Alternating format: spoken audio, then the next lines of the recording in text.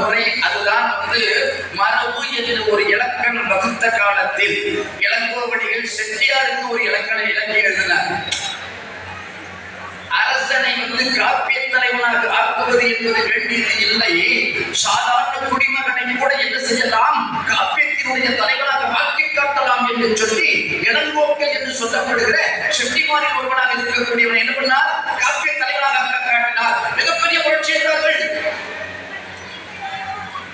ஆனால் 12ஆம் நூற்றாண்டில் நம்மோடு பிறந்த ஒருவர் இந்த நாட்டினுடைய முதலமைச்சராக இருந்தவர் முதலமைச்சர் பணியை தொடர்ந்து கொண்டு உண்மை தலைமையாக ஆக்கினார்.